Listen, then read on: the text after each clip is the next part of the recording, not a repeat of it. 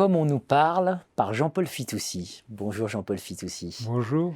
L'emprise de la novlangue sur nos sociétés. Je vous ai reçu pour évoquer l'emprise de la novlangue sur nos sociétés. On pourrait évidemment aller beaucoup plus loin, mais on laissera les lecteurs. C'est un ouvrage appelé à être un best-seller. On lui souhaite le destin du Indignez-vous de Stéphane Hessel.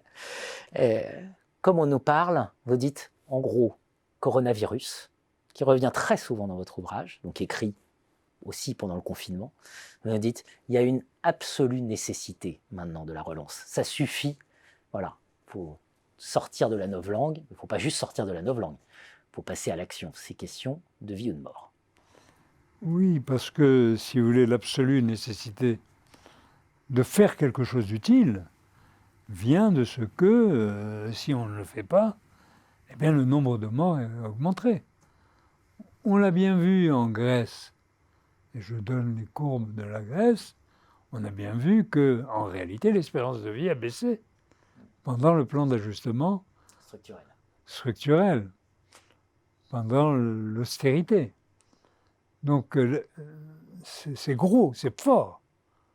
Faire baisser l'espérance de vie pour une question de dette, dont on sait qu'elles ne sont jamais remboursées. Enfin, je veux dire, on est dans le symbolique pur. Vous rappelez cette différence essentielle entre un État et une entreprise. Hein. Vous Ben dites, oui, on est dans l'État est immortel. Enfin, on considère. L'État, en principe, est éternel. C'est éternel. Il est éternel, donc il peut emprunter à toutes les dates. Moi, si je ne peux pas emprunter à toutes les dates, c'est qu'il y a une date fatidique, celle de ma mort. Donc, qui va me prêter ce jour-là? Personne. Tandis que l'État, lui, pourra emprunter. Le jour de ma mort, comme le jour de la vôtre, comme le jour de celle de tous les habitants de la planète. Et l'État qui viendra pourra emprunter, et donc toujours rembourser. Et en plus, il aura des actifs en face. Et évidemment, il aura des actifs en face, parce que, sauf à penser que les États sont des voleurs imbéciles, quand ils empruntent, c'est pour faire quelque chose d'utile. C'est pour construire des ponts, des écoles, des universités, enfin on l'espère, des hôpitaux qui fonctionnent.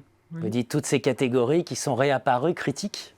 Qui sont réapparues critiques en raison de la crise sanitaire. Parce que l'austérité a bien montré qu'en réalité, c'était l'os de la démocratie que l'on rongeait par l'austérité.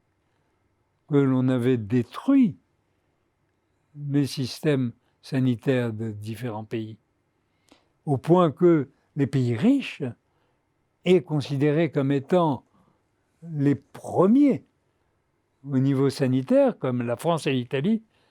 Par définition, la France et l'Italie occupent la première et la deuxième place dans l'échelle des qualités sanitaires. On s'est aperçu que ces deux pays étaient finalement devenus insolvables, si je puis dire, en matière sanitaire. Ils n'avaient plus les moyens de soigner leurs habitants. Ils n'avaient même plus les moyens d'avoir des masques. Ils n'avaient plus les moyens d'avoir de l'oxygène. Bon, enfin, ils n'avaient plus les moyens d'avoir de machines à oxygène. Donc, il y a eu là une réalisation, une concrétisation de ce à quoi l'austérité peut aboutir en termes de destruction de services publics. Là, on a pris conscience que l'hôpital avait été en partie détruit, et le fait que l'hôpital avait été en partie détruit a eu pour conséquence l'augmentation du nombre de morts. Donc ce n'est pas rien, hein. On parle de quelque chose de fondamental. On va jusqu'aux racines de l'austérité. C'est quoi l'austérité? Eh bien, c'est la destruction de tout ce qu'on a construit. Vous dites, c'est vendre les ports, c'est vendre les... Voilà, c'est la Grèce. Hein. Enfin, on ne va pas refaire le...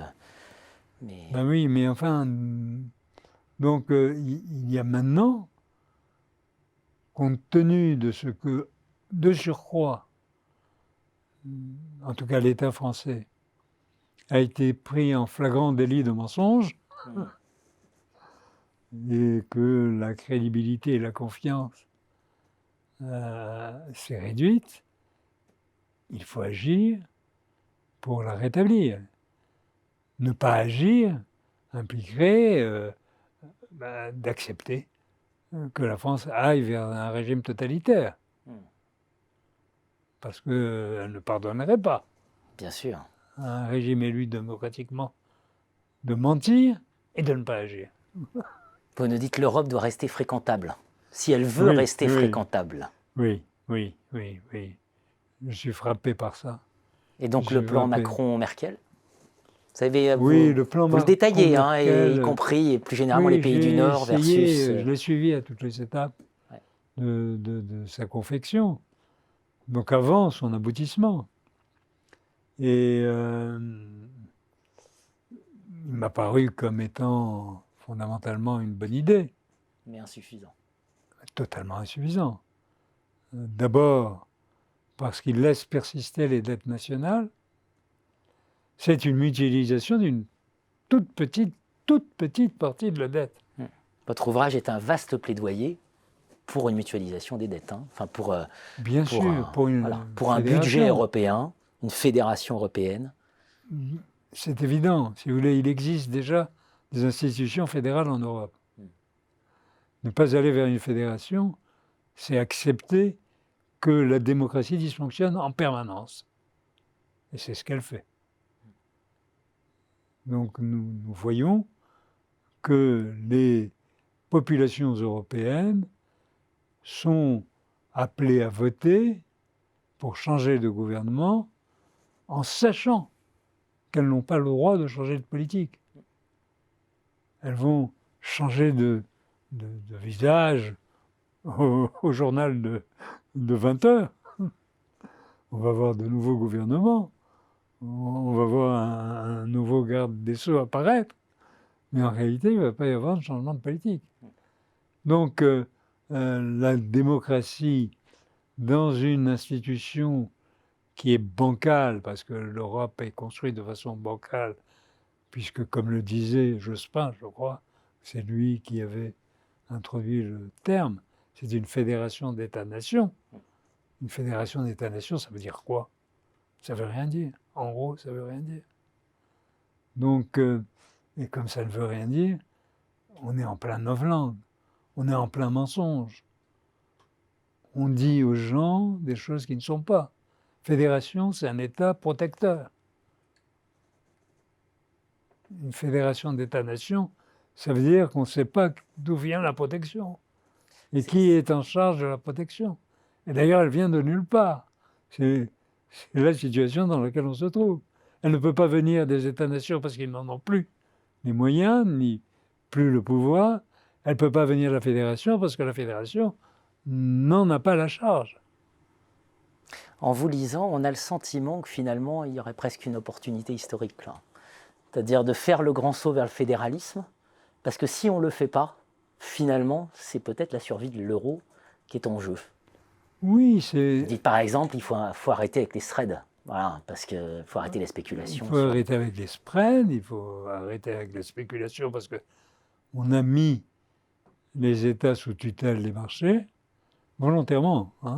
Maintes reprises, vous revenez sur la Grèce et sur la... Ouais. On les a mis sous tutelle des marchés, par des mécanismes très simples à expliquer, qui font que ce sont eux qui vont déterminer la différence entre le taux français et le taux allemand, ou le taux italien et le taux français, etc.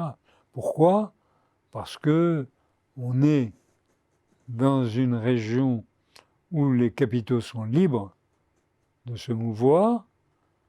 Libres de se mouvoir, ils peuvent aller dans n'importe quel pays. Monnaie unique. Et en allant dans un pays, ils font baisser le taux d'intérêt du pays où ils vont et augmenter le taux d'intérêt du pays où ils partent. Vous avez cette formule, page 137.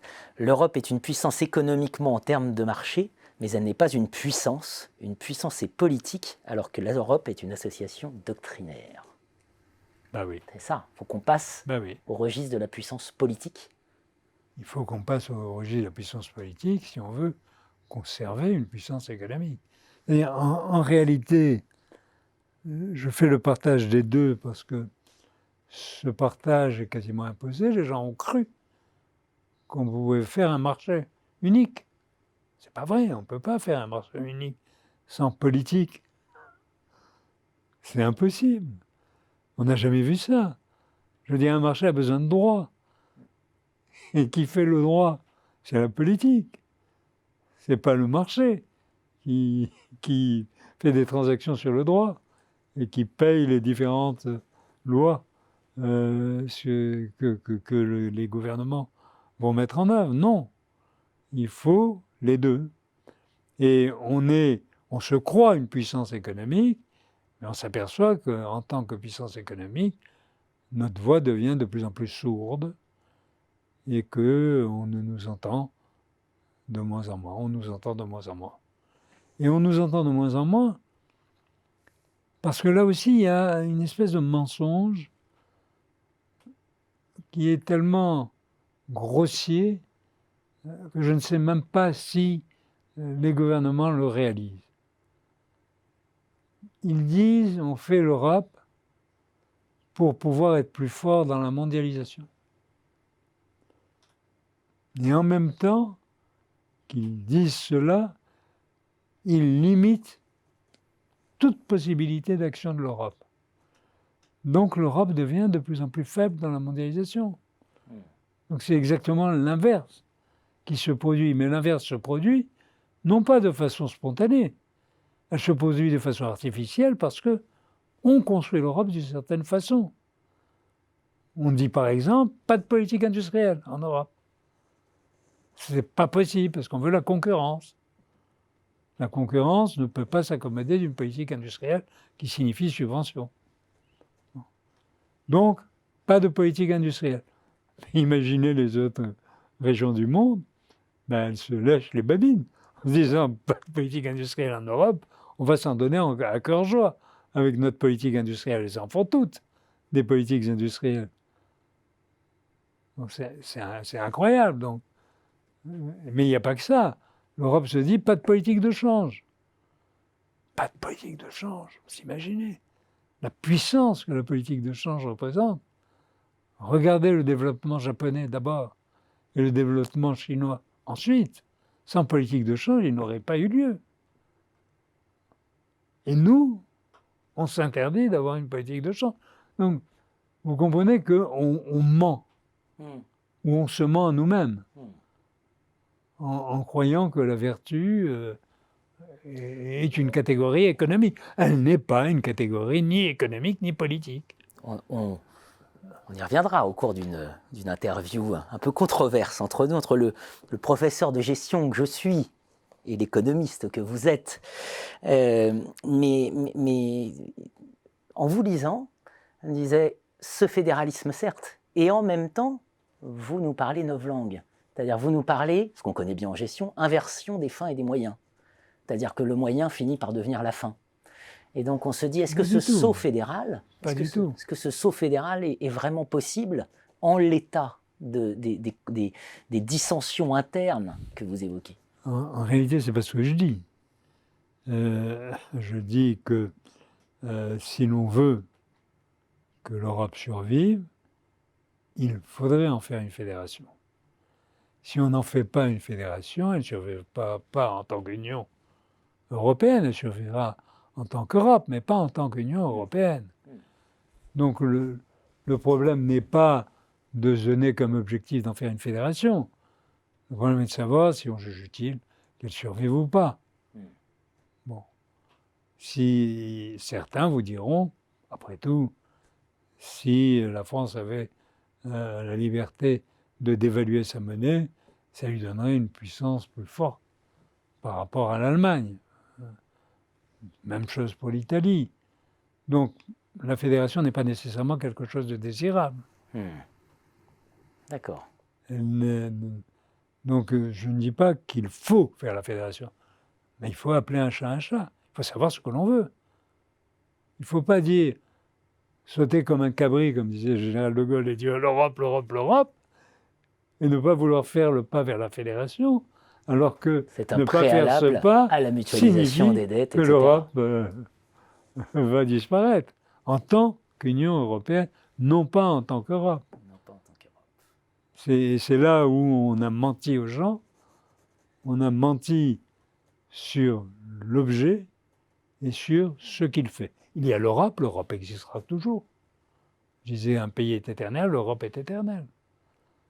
Bon, simplement, ce qui change, c'est les politiques que l'Europe conduit. Et c'est ces politiques qui peuvent ou ne peuvent pas être critiquées.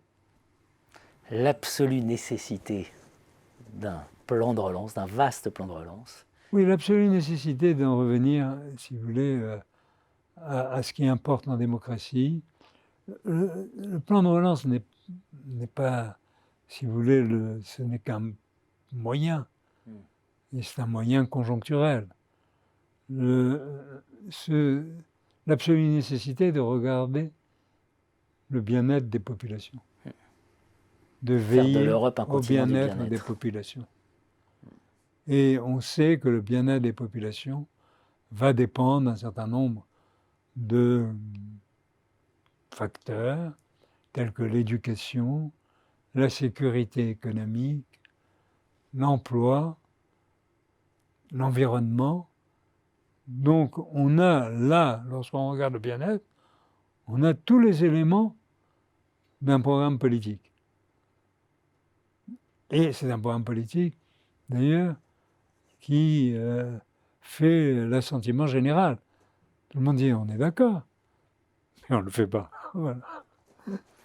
Comme on nous parle, l'emprise de la novlangue sur nos sociétés, aux éditions Les Liens qui libèrent. Merci Jean-Paul Fitoussi. Je vous retrouverai maintenant pour débattre un peu plus au fond encore sur votre ouvrage. Merci à vous. Merci à vous.